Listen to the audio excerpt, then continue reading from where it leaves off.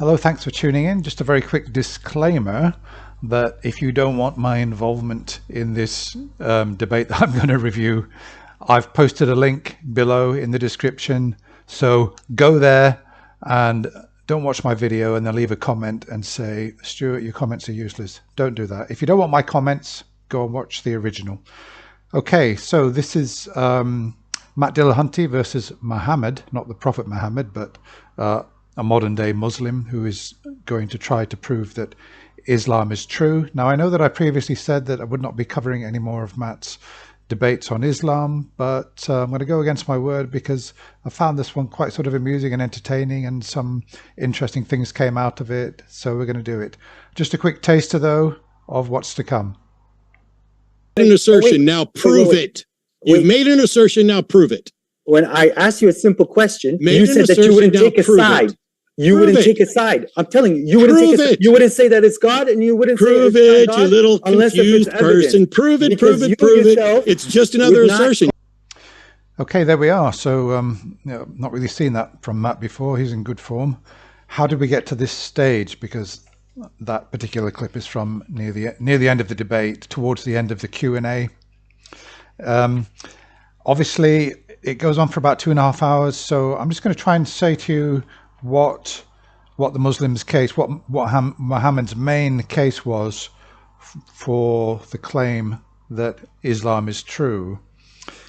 And it seemed to me to be based on what he believes is the Quran as a set of rules for living your life, for living the best possible life. And his claim that whenever these rules are properly applied, we can see that they work, that people do live good, fulfilling lives, and that therefore the Quran must be true. Now, he starts off saying that he is not a Sunni Muslim. He rejects the Hadith that was written somewhere around about 950, several hundred years after the Quran, and he thinks that the Hadith is a bad interpretation, and the reason that Muslims in certain parts of the world have done so badly is because they're following the wrong brand of Islam. Okay, I know it sounds like the no true Scotsman fallacy, and I suppose it is. So he seems to be saying that he's going to make a better case for Islam because he's got the right interpretation, and the other debates that you've seen trying to prove that Islam is true have maybe failed because you haven't really been talking to the right Muslim. You haven't been talking to a true Muslim, but he's a true Muslim because he goes direct to the Quran, and that's what he's saying. So I know there are Sunni Muslims, and what's the other one? Is it Shias? I'm not really too much au fait with it, so I should probably do some research on that. But anyway, let's go. There were some very interesting things that came out of it. Let's have a listen to this clip and comment on it. I need to take shit down a notch. You accuse me of a fallacy while you're tap dancing to avoid a fallacy. Tell me what fallacy I committed or retract it. I'm not going to be tolerated I'm not going to sit here and tolerate someone pretending that I was dishonest in argument while they are demonstrably being dishonest in argument. So point out the fallacy or retract it.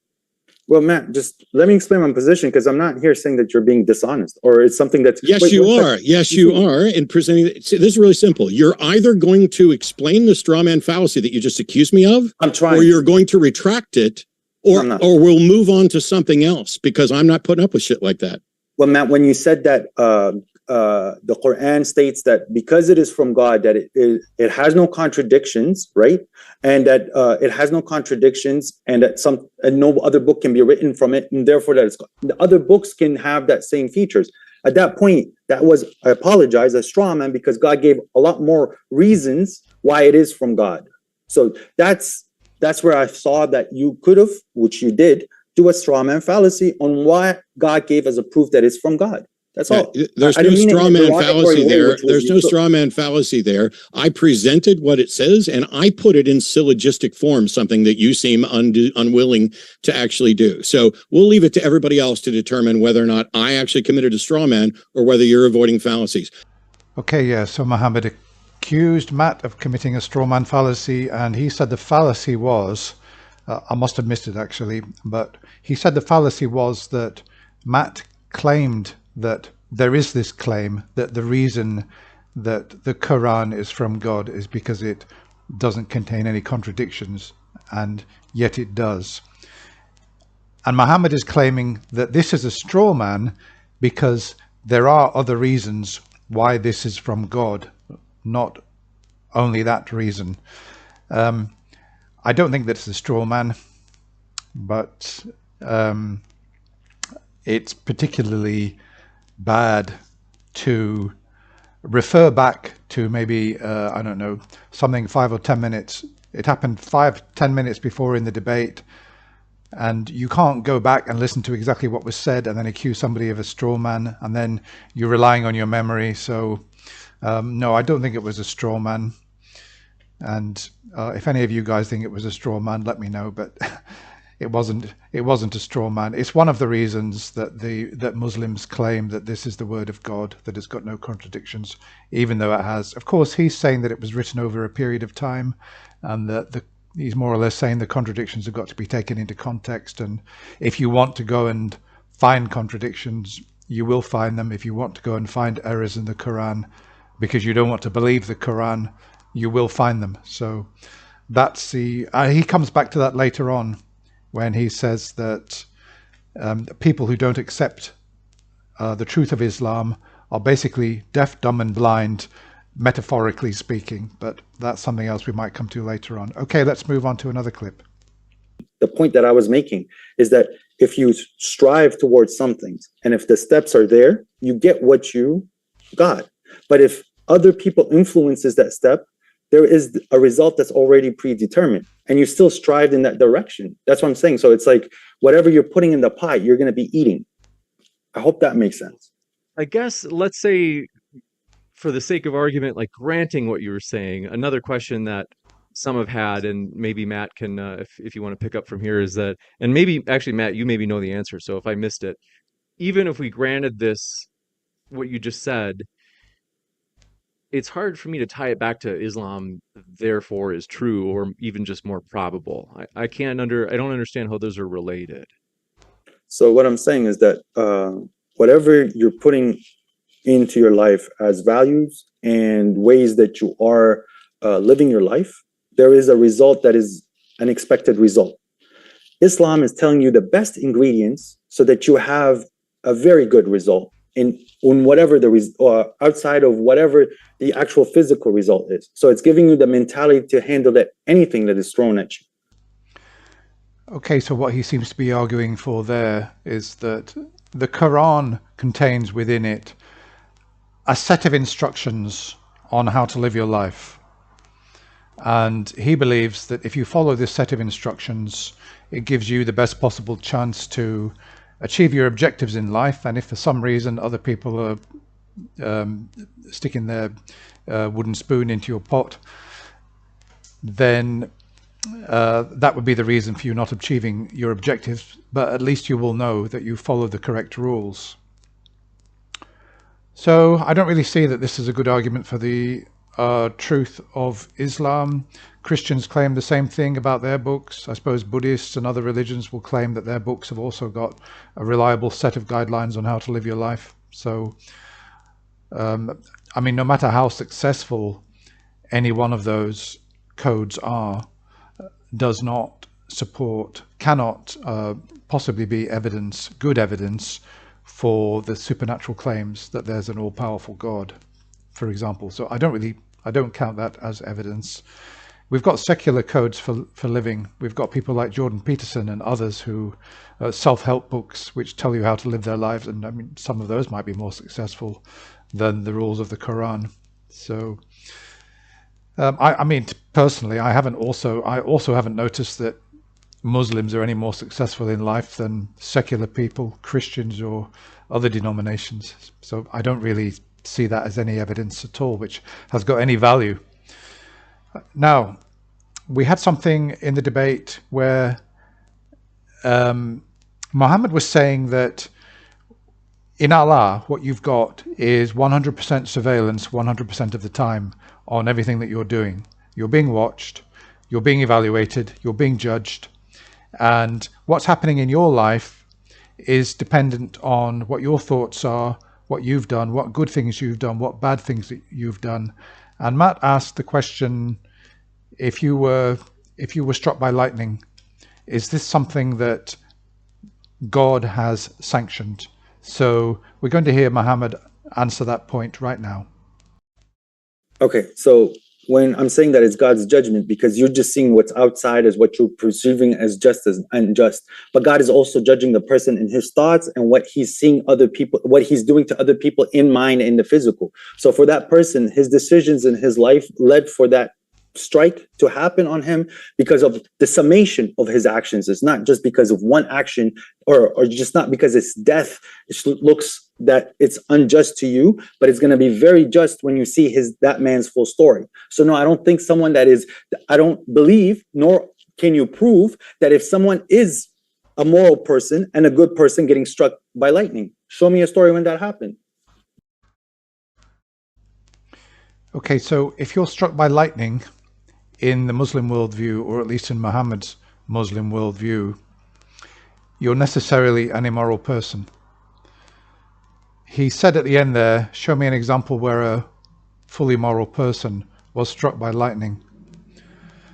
So I guess that must mean that everybody who is struck by lightning is immoral and deserves it. Now, Matt asked about cancer patients, children who are dying of cancer, and whether this also would also apply, because Muhammad had actually said earlier in the discussion that people who get cancer are also subject to this divine judgment on earth. So he actually said, I'm not going to play back the clip, but he did actually say that if you get cancer in this life, even if you've lived a good life, it may be something that you did in a previous life. He did actually say that. But the main point is that if misfortunes happen to you in this world, it's basically your own fault for your thoughts or your actions. So let's move on now and listen to what he's got to say about children who have got cancer and who are dying of cancer. I'll give you a chance to respond, Matt. I don't want to. Sorry, I was playing a game of chess. So yes, there is justice that we're not going to see right away. And there is justice in the world and there's injustice in the world, but the injustice is going to be taken care of later. So when it comes to the child, when someone comes to me and asks me, hey, why does my child have cancer? It's because the results of everyone knows. But on the day of judgment, which you don't believe in, which I truly believe in, because to you, you think that I'm giving a reason for God, but I do believe this is going to occur. God is going to put all those people responsible that caused that child to have cancer for them to stand up for what they did. Okay, yeah, so the reason the child has got cancer, it seems, if you're with the parents in the ward, why has my child got cancer? The reason being is that other people are sinning, and by some strange kind of divine karmic transfer, their sins are being put onto the child is getting cancer, the child is dying, but in the afterlife, on Judgment Day, everything will return to equilibrium. Sins will be properly accounted for and paid out, and this somehow makes some kind of sense to grieving parents whose child is going to die from cancer. Well, let's move on. There's nothing really much to say about that. I know there are people in chat saying that, you know, this Muslim is an embarrassment to Islam. To be quite frank with you, I've never seen or heard from, on the internet at least, a Muslim who isn't an embarrassment to Islam. Islam is an embarrassment to human intelligence. So let's move on to the next clip. Here we go. Yes. Yes. So if God says something and I'm sourcing God at that point, and it's clearly from God, at that point it's true. This one this is the problem with atheists, I think, is just they do not know what the definition of a God is or what God is. So they like to go with all these things that they saying, oh well, it's incorrect or it can't happen, or these are assertions, but they themselves are not looking for a deity in a sense because they cannot define what a deity is. So this is why these questions sound like so stupid to me, because they don't have an idea of what a God is. Yeah, the problem here is not that atheists don't know what a God is. It's that when we ask for evidence of a God, we get nothing. Okay, well, this comes down to the burden of proof, really, and almost like sort of what comes first, the chicken or the egg. So you don't go around defining things and then looking to see if they exist. That's not really the way you do. It's not really the way you do things. What you do is that if you observe something in reality, you try to account for it. You try to explain it. So, no, the way that it should work is that first you've got some kind of manifestation or evidence, and then you try to decide what it is. Yeah, so you don't divine something and then go out and look for it. No, I don't think that's how it works. I know that you can have a hypothesis. Okay, yeah, so you can have a hypothesis about an omni-God. So you've got a definition there. That's fair enough. And then you can go out and look for it. But I don't really see that we need to sort of define a God and then go out and then try and find it as such. I think that as somebody who doesn't believe, I wait for people to define their God and then present me with evidence for that God. I don't think the onus is on me to define anything and go out and look for it. That's basically how I see it. Okay, we're coming to the end. One or two more clips and then that's it. Just because this one's off the original topic of the question, I want to jump to the next one. Ms. Pickles says, so Muslims in Iraq and Afghanistan who strove to live a Muslim life just quote unquote got what they got when they were murdered by American troops. Was this deserved? Well, here's the thing. So the religion was there to liberate people. So if people coincided and they stuck to the values that are in the Quran and they didn't attribute falsehood, they could have been they would have had the ability to have a more meaningful society where it's not trapped in the 8th century, where they could have gave the Americans a run for their money and they would have survived. So reality dictated because the other side worked so hard on sciences and technology and spreading their influence in a certain way, because they did put that effort, they did get what they worked for in whatever reality allowed them. Okay, well, that's interesting because he seems to be implying there that if your nation follows the correct religion, then it won't be defeated by foes that follow other religions. I think the implication of that is he seems to be indicating that Christianity is necessarily a superior religion because America is, I know it's secular, but let's face it, it is really a Christian nation and has proven to be the dominant nation on earth and also the most technologically advanced nation on earth. And by extension of his rationale, that means that Christianity must be a better religion than Islam. It must be a true religion, and Islam must be a false religion. Unless he can point to a society which has run along the lines of the brand of his religion, of his exact version of Islam, that has achieved more technologically and in terms of the force that it's used to achieve its will over other peoples. And I suppose if you're going to look at it strictly from that point of view, then you would have to say that Christianity is the true religion, because look at the great empires of the world. I mean, post-classical times, the British Empire, the Spanish, the Portuguese, and of course in modern times, the American Empire. They're all Christian.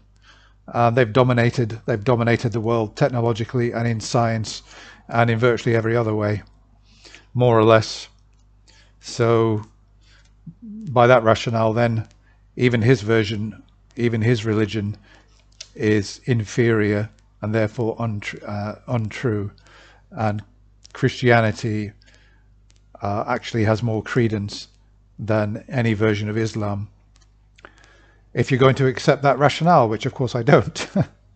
Okay, well, that's about it. Just one more thing. He did actually reel off a list of reasons why he believes that Islam is true when Matt pressed him at 1 hour and 7, just to give you the split. Why is Islam true? He went through a very quick list. He said because of the moral values in the Quran, and whatever you put into the world as prescribed by the Quran, you will get back, and this is the best way to live. Islam is comprehensive. It's proven by those who adhere to its rules, in terms of what they get back and living whole, full lives. There is constant surveillance by Allah. You can't do anything, you can't think anything without Allah knowing it, and so you have perfect justice, and you will suffer negative effects if you sin. That's about it. That really was the core of his evidence that Islam is true. He did mention, most of the Muslims in the past on these modern day debates, they've gone down the scientific route and said, well, the Quran said that the universe is expanding. They couldn't have known this. It must have been divinely inspired because ordinary people couldn't have known this. We now know through science that the universe is expanding, but it was already known. Therefore, Islam must be true. We've heard that from other apologists. He wasn't going to say anything by the looks of it. He was going down this, it's a good guide for life. It works. It's proven. He was going down that route, but somebody, I think in the Q&A, said something about, what about the scientific truths of the Quran? And he jumped on that and said, oh yes, plus the Quran also said that the universe is expanding, therefore the Quran is true. So yeah, he went down that route as well. I stick to what I said before, that the caliber of Muslim apologists is absolutely diabolical, abysmal. There are more adjectives, but I don't want to use them. And I mean, Christianity is bad enough, and the apologists in Christianity are bad enough, but nothing compared to how bad Muslims are. It's absolutely appalling. That's all for now. Look forward to your comments. I'll be back again soon. There's a link to this debate, as I said at the beginning, if you want to watch it. You might want to listen to it, at least if you're working like I do, and you can sort of listen to it while you're working. That would be great. All right, bye for now.